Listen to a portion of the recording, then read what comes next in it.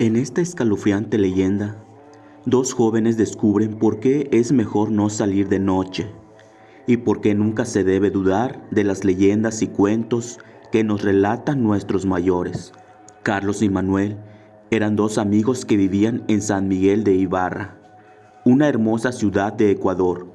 Aquella mañana se encontraban juntos cuando el padre de Carlos les pidió de favor que recordaran regar las plantas del jardín, ya que hacía varios días que no llovía y no deseaba que se secaran. El muchacho le dijo que sí, sin prestar mucha atención. Cuando se hizo de noche, Carlos recordó la promesa que le había hecho a su padre y tuvo miedo de salir afuera. Estaba muy oscuro y apenas se podía ver un alma. «Oye, Manuel, ¿vienes conmigo a regar las plantas? Es que no quiero salir solo», le dijo a su amigo. «Menudo cobarde. Vamos pues, yo te acompaño». Los dos amigos salieron de la casa y entraron en el jardín. De pronto, escucharon cómo se acercaba un eco de voces que parecían susurrar letanías, dichas en un idioma extraño. Un escalofrío les heló todos los huesos. Rápidamente se ocultaron detrás de un árbol y observaron cómo aparecía ante ellos una procesión fantasmal, formada por figuras encapuchadas que flotaban sobre el suelo, mientras portaban largas velas blancas sin luz. Detrás de estos misteriosos espectros iba un carruaje negro, conducido por una criatura con cuerpo de humano y cuernos en la cabeza. Su boca entreabierta mostraba dos hileras de dientes afilados. En este instante, Carlos se acordó de una leyenda que solía contarle su abuela. Se trataba de la caja ronca, un desfile conformado por seres fantasmales del más allá que deambulaban de noche. La escena que estaban viendo era exactamente igual a las descripciones que le había dado su abuela. Los chicos se pusieron a temblar de miedo, incapaces de mover un músculo, ni de esperar los ojos de aquella macabra visión.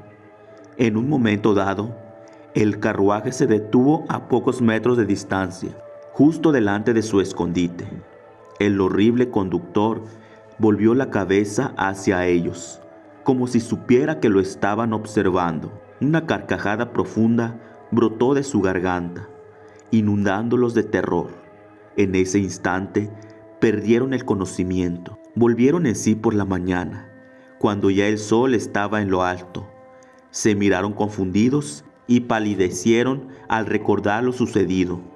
Miraron sus manos y se dieron cuenta de que ahora ellos también sostenían las velas. Sin embargo, estas no estaban hechas de cera, eran de huesos humanos. Al instante las soltaron, soltando un alarido de terror. Sin decir una palabra, se fue cada uno a su casa, y a lo largo de la semana, de ahí no quisieron volver a salir. Carlos y Manuel nunca se olvidarían lo que habían visto esa noche. Con el tiempo se curaron del susto, pero no dejaron de contar aquella historia a sus hijos y nietos, advirtiéndoles que jamás debían salir muy tarde si no querían toparse con la caja ronca. Esta historia es de un hombre que juró consagrar su vida a Dios y al cual, por ceder a la tentación, una noche le sucedió lo más horrible. El padre Almeida era cura en uno de los pueblecitos más típicos de Ecuador. Hace bastantes años, siempre daba sus sermones a tiempo y a los feligreses ofrecía un buen consejo cuando necesitaban ayuda. No obstante, era bien sabido que el padre tenía un grave problema: se daba demasiado a la bebida. Y aunque él mismo se decía que no era para tanto, que todos podían darse un gusto de vez en cuando, en su caso el licor le estaba afectando demasiado. Almeida tenía una manera muy peculiar de escaparse de la iglesia para ir a la taberna por su aguardiente. Primero subía a la torre más alta del templo. Ahí se paraba sobre una figura de Cristo crucificado para alcanzar la ventana, y entonces Se colgaba de ahí y saltaba hasta el suelo. Él sabía en el fondo que lo que hacía no solo era terrible para sí mismo, sino un pecado contra el propio Jesús. Mas no podía evitar comportarse como un bribón cuando la sed se apoderaba de él. Una de aquellas noches, el padre Almeida estaba a punto de salir por el ventanal, con un pie apoyado sobre el hombro del Cristo, cuando escuchó una voz extraña que le hablaba a sus espaldas. ¿Cuándo será la última vez que hagas esto, padre Almeida? El sacerdote miró un poco de encima del hombro y vio ante él a un hombre desconocido, vestido de manera impecable, pero enfermizamente pálido. Sus ojos, negros y apagados, parecían los de un muerto. Creyendo que su imaginación le estaba jugando en contra, le quitó importancia y le respondió: «Hasta que me den ganas de beber otro trago», y saltó por la ventana. Esa noche la pasó muy bien en la taberna, como de costumbre. Cantó con los parroquianos, bebió hasta hartarse y hasta les dio indulgencia por algunos pecados, de los que no se acordaría a la mañana siguiente. De madrugada salió del tugurio, tambaleándose por lo bebido que estaba. Iba dando tumbos por la calle y balbuceando, cuando de pronto se dio de bruces contra un par de hombres que transportaban un pesado ataúd. Este cayó al suelo con tal brusquedad que la tapa se abrió y el cuerpo que iba dentro rodó por la calle, quedando boca arriba. Almeida, atontado, se levantó y miró a los desconocidos con vergüenza. «Ustedes, disculpen», se interrumpió e hizo una mueca de horror al fijarse en el cadáver que iba en el féretro. Era el mismo que le había hablado antes de salir de la iglesia. El cura se quedó tan espantado que la borrachera se le quitó al instante. Desde ese día se hizo el propósito de no volver a tomar en su vida delante del Cristo crucificado de la parroquia. Dicen que en su rostro se dibujó una sonrisa, pues sabía que su oveja descarriada estaba de vuelta en el rebaño.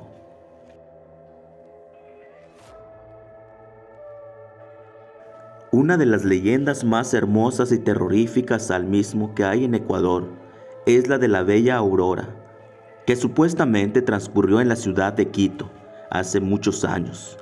Se dice que en aquel tiempo vivía en dicho lugar una joven hermosísima de nombre Aurora, a quienes todos conocían por su belleza. Era hija de una familia muy adinerada, pues sus padres eran personas importantes dentro de la alta sociedad. A pesar de ser una muchacha de orígenes envidiables y poseer un gran atractivo, a diferencia de las chicas de su edad, Aurora no había querido casarse con nadie. A todos los jóvenes que llegaban para pedir su mano, los despreciaba sin más. Muchas veces, su familia le aconsejó que se casara con un muchacho rico, aunque fuera tan solo para mejorar su posición. Pero ella siempre se negó a saber nada del tema. Nadie tenía idea a qué se debía esta aversión al matrimonio, pero Aurora era feliz, y eso era lo único que interesaba a sus padres. Un domingo por la mañana, Aurora se arregló como de costumbre y caminó rumbo a la Plaza de la Independencia, en la cual se estaba celebrando una tradicional corrida de toros. Ahí ocupó su lugar habitual y disfrutó de la fiesta brava, hasta que soltaron a un enorme toro negro. El animal era imponente y aterrador, con sus grandes ojos inyectados en sangre y aquel vapor que salía por su nariz cada vez que resoplaba con enfado. Aurora vio cómo la bestia corría hasta la tribuna en donde ella estaba sentada y la miraba fijamente, con una expresión que lo puso a temblar de pies a cabeza y provocó que se desmayara. Sus padres la llevaron a casa, mientras en la plaza intentaban contener al toro. Un doctor revisó a Aurora y, tras determinar que solo había sido la emoción del momento, recomendó a sus padres que la dejaran descansar. La muchacha fue dejada en su dormitorio durmiendo. Un par de horas más tarde, la joven se despertó en medio de la oscuridad y a lo lejos escuchó un sonido terrible. El toro negro mugía lleno de furia y ahora corría hasta su lugar. De un momento a otro, la pared de su dormitorio fue destrozada y ahí apareció él, grande y terrible como el mismo diablo. De algún modo, había logrado seguir su rastro desde la plaza. Aurora gritó llena de terror, pero nadie pudo acudir en su auxilio. Ahí mismo el toro embistió con rabia y la muchacha quedó tendida en el suelo, herida de gravedad. Por la mañana, cuando sus padres acudieron a ver cómo se encontraba, sintieron terror al ver la escena que se levantaba ante sus ojos. Su hija estaba pálida y sin vida, y cada una de sus pertenencias había sido destrozada, pero del toro no había ni rastro. Nunca nadie pudo explicar lo que había sucedido, ni por qué la bestia se había ensañado con la bella Aurora. La amena capital de Ecuador ha sido testigo de un montón de hechos sobrenaturales, aunque tal vez la más trágica y espeluznante sea la de la condesa de Loma Grande, una mujer que se cuenta vivió hace muchísimos años en el centro de la ciudad, en medio de los años de 1880 y 1890. En aquel tiempo era muy común que los hombres se tomaran todo tipo de molestias para cortejar a las mujeres, pues no era común que ellas salieran de casa para divertirse solas. La condesa era una clara excepción a la regla. Ella era una joven hermosísima y muy rica. Disfrutaba acudiendo a los bares del centro histórico las noches de los viernes para llamar la atención de los hombres, algo que funcionaba de maravilla, pues más de un caballero se disputó sus favores, a veces con más violencia de la necesaria. Todos sabían que la muchacha habitaba en un caserón elegante, con amplios muros que los resguardaban de las miradas ajenas. Esta residencia, conocida como la Vía Encantada de Loma Grande, sigue estando de pie hoy en día y ha llamado poderosamente la atención de decenas de personas.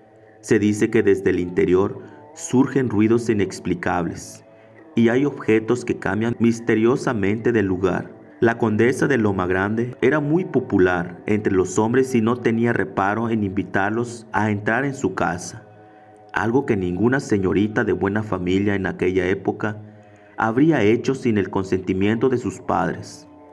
Era muy conveniente que ella solo tuviera la compañía de sus criados. Tiempo después, se hizo demasiado evidente que todos los galanes que la cortejaban desaparecían sin dejar rastro, algo que puso en alerta a las autoridades de Quito, dándose cuenta de que estaban a punto de arrestarla como principal sospechosa. La joven hizo sus maletas y se marchó de Loma Grande en medio de la noche, para nunca más regresar.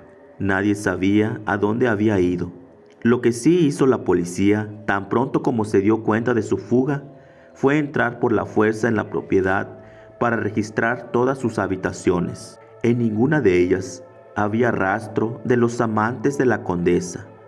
Justo estaban por darse por vencidos cuando a alguien se le ocurrió registrar el jardín. Ahí, tras cavar en medio del césped, se descubrieron los restos de varios hombres que habían sido asesinados de manera brutal, todos ellos pretendientes de la condesa. Desde entonces se cree que, aunque los cuerpos fueron retirados para regalarles un sepulcro digno, sus almas se quedaron atrapadas en las paredes de Loma Grande. Varios han sido los residentes que llegan a vivir a la mansión solo para marcharse, al no soportar los macabros ruidos, sombras y movimientos inexplicables que ahí tienen lugar. Ahora se encuentra deshabitada y tal vez permanezca así por un largo tiempo, hasta que encuentren la paz que necesitan.